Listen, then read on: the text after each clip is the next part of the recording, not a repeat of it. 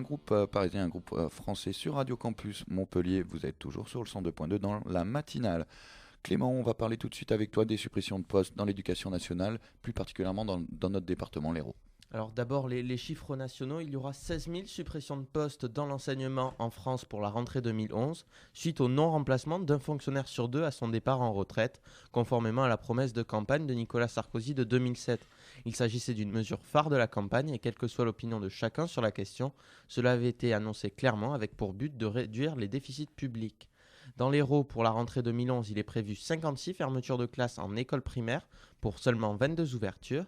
Il y aura également 16 fermetures en école maternelle pour 30 ouvertures.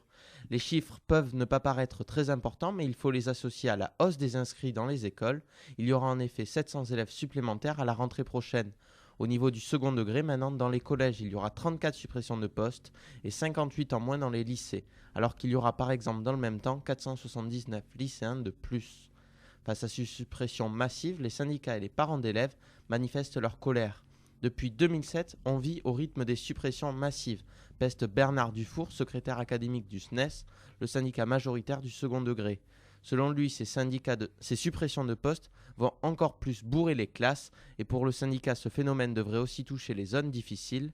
Les trois quarts des établissements de zones autrefois prioritaires rejoignent le régime normal. Sur une cinquantaine d'établissements de la région qui est en zone d'éducation prioritaire, seuls 12 collèges resteront épargnés. On peut dire que dans les zones prioritaires, il n'y a jamais de suppression de postes. Il y avait des mesures spécifiques, je crois, pour pas que les... Mais là, Mais on les- va les faire passer en Il y a en une zone. réduction des ZEP, des zones d'éducation prioritaire, avec Oui, un changement. c'est ce qu'il vient de dire, mais pour peut-être après faire des suppressions de postes justement plus facilement dans ces zones, sans que ça heurte le public. C'est exactement ça. Donc du coup, environ 200 parents et enfants, entourés d'une poignée d'enseignants et de syndicalistes, ont manifesté leur colère devant le rectorat ce mardi. Et dans plusieurs localités de la région, des parents d'élèves occupent des écoles menacées par des suppressions de classes. C'est le cas à Agde, où l'annonce de la possible suppression de 2 classes dans des écoles sensibles a provoqué la colère des parents d'élèves qui occupent symboliquement les 2 écoles. Un préavis de grève a d'ailleurs été déposé pour aujourd'hui, jour où devraient être officiellement dévoilées toutes les fermetures. André Vézinet et les élus de la majorité départementale, socialistes, s'associent eux aussi au mécontentement de la communauté éducative. Le président du Conseil général, réélu lors des dernières cantonales, avait déjà manifesté sa consternation au gouvernement en interpellant le ministre de l'Éducation nationale en février dernier. Les élus socialistes refusent de cautionner cette politique de l'État qui consiste à supprimer massivement les postes de fonctionnaires et conduit à la dégradation des services publics, tout particulièrement celui de l'éducation, et aux conséquences locales très graves. Ouais, aux conséquences locales très graves. Tu peux rappeler les chiffres? Il y aura 56 classes dans l'Hérault. 56 classes qui Il y seront... aura 56 fermetures de classes en école primaire Ouais, pour en école. 22 ouvertures, 16 fermetures en maternelle pour 30 ouvertures, ça fait un total de 72 fermetures pour seulement 50 ouvertures alors qu'il y aura 50 élèves, En 700 élèves supplémentaires. Ouais. Donc moins de classes, mais pour plus la rentrée d'élèves. prochaine. Boris Chenot, tu voulais revenir sur la candidature de Jean-Louis Borloo et la future candidature de Nicolas Hulot. Et oui, on a appris hier qu'il y aurait 2 nouveaux candidats qui vont se lancer dans la course à l'Élysée. Le premier est Jean-Louis Borloo qui a annoncé une candidature du Parti radical dans l'émission politique d'Arlette Chabot, à vous de juger, hier soir sur France 2. Il est le candidat naturel à la présidentielle, mais ne l'a pas annoncé pour le moment. Il a aussi indiqué qu'il ne connaissait pas encore le nom du nouveau mouvement politique qu'il veut être, une alliance républicaine, humaniste et écologiste. Les centristes de la majorité présidentielle se sentaient à l'écart depuis le remaniement d'octobre dernier, où beaucoup avaient dénoncé le retour du RPR, comme Hervé Morin, président du nouveau centre et soutien aujourd'hui de Jean-Louis Borloo. Ramayad a par exemple aussi rejoint ce mouvement il y a peu. Les centristes dénoncent la droitisation de l'UMP, l'omniprésence des thèmes de l'immigration et de la sécurité. La session parlementaire devrait avoir lieu avant l'été. Le nombre de députés qui quitteront l'UMP est encore inconnu, mais devrait être aux alentours de la cinquantaine. Ça sent la petite vengeance parce que c'est des gens qui ont quitté le gouvernement.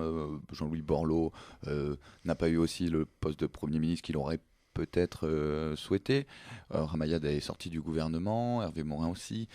Ça sent la petite vengeance, cette création de parti. C'est que des personnes qui ont été écartées. Alors, bien sûr, il y a la politique, on dit que l'aile droite a pris le pouvoir et tout, mais bien sûr, il y a des vengeances. peut-être pas le terme de vengeance, Ouais, mais c'est peut-être un peu fort, mais il y a vraiment. oui, Voilà, Rancœur. il y a des rancœurs personnelles. Ouais, et donc du coup, il y a une création là, dans le but que de la future candidature de Jean-Louis Borloo, il l'a pas affirmé en fait. Il n'a pas affirmé, il a dit que ce serait une décision grave et qu'il la prendrait collectivement avec ses partenaires. Parce que par exemple, une personne comme Hervé Morin, président du nouveau centre, peut très bien se présenter aussi, donc tout dépendra. Ou peut-être si François Bayrou ou Dominique de Villepin, des personnes comme cela qui sont sortis de la majorité et que le mouvement souhaite rassembler, ce seront peut-être eux qui présenteront la candidature. Là, l'heure est au rassemblement donc pour ce nouveau parti. Ils veulent rassembler toutes les teneurs centristes, Bayrou, Villepin et tout. D'accord. Cette candidature de centre droit risque de gêner indirectement Dominique Strauss-Kahn, qui faisait son écart dans les sondages sur les autres dirigeants socialistes en séduisant une partie de l'électorat centriste. D'ailleurs, lors du débat très cordial et de fond, très intéressant d'ailleurs, entre le soutien de DSK Pierre Moscovici et Jean-Louis Borloo, c'est le président du nouveau parti radical qui a paru le plus à gauche, notamment en reprenant une des mesures phares de Mélenchon, la limitation des salaires selon une échelle de 1 à 20 que le Parti socialiste souhaite établir dans les entreprises où l'État est actionnaire et que le leader du Front de gauche et Jean-Louis Borloo veulent étendre par la loi au secteur privé. Cette candidature à l'élection présidentielle marque la fin de l'UMP et traduit un retour à l'ancien clivage UDF-RPR. Le président avait tout fait pour dissuader Jean-Louis Borloo ces derniers mois de se présenter dans cette aventure, notamment en lui proposant le Quai d'Orsay, le ministère des Affaires étrangères, après que Michel Alliot-Marie ait été démissionné. Les sondages ne tarderont pas à venir dans les prochains jours avec cette nouvelle donne électorale. Il ne serait pas surprenant que Marine Le Pen repasse devant le président de la République au premier tour, faisant planer la menace de l'extrême droite au second tour. La majorité présidentielle sombre de plus en plus, et l'implosion qui grondait depuis le débat sur la laïcité a laissé place à la confrontation ouverte. L'autre candidature très probable est celle de Nicolas Hulot, l'animateur de TF1, qui devrait annoncer sa candidature le 13 avril à Sevran, en Seine-Saint-Denis, selon plusieurs médias. Une visite symbolique en banlieue pour envoyer le message d'une candidature plus vaste que celle de la thématique écologiste.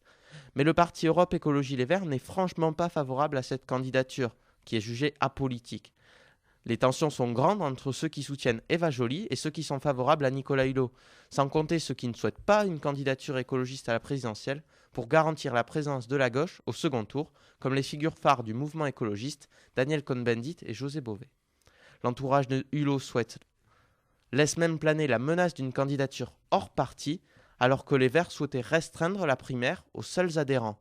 Or, les proches de l'ex-magistrate Eva Joly semblent disposés à bouger sur l'idée d'une primaire plus ouverte pour empêcher d'avoir 2 candidatures écologistes au premier tour, ce qui serait suicidaire. La grande popularité de ces 2 nouveaux candidats va devoir se transformer en vote. De plus, ils risquent de se retrouver sur un terrain similaire, l'électorat écologiste centriste. Et pour Nicolas Hulot, il va falloir assumer 2 campagnes, une interne, l'autre externe, dont personne ne sait à l'heure actuelle s'il possède la carrure politique pour le faire. En tout cas, le premier tour de la présidentielle commence à se dessiner peu à peu, à plus d'1 an de l'échéance, malgré plusieurs interrogations qui subsistent. Et notamment celle de la candidature ou non de Nicolas Hulot, on le répète, hein, c'est pas fait, il y a des indices, mais ce n'est pas fait. Puis en tout cas, ça passera déjà par une primaire sûrement au niveau du parti écologiste et une annonce déjà peut-être d'une candidature le 13 avril à Sevran, c'est-à-dire mercredi. Ouais, c'est mercredi. Mercredi, pourquoi il y a une conférence, il y a un rassemblement écologiste à Sevran? Non, absolument pas. Il a été invité par le maire de la ville communiste et qui est devenu Europe Écologie en 2009. D'accord. Et il se pourrait qu'il annonce ça. Rien n'est certain non plus. Merci Clément. Tout de suite, le rappel des titres.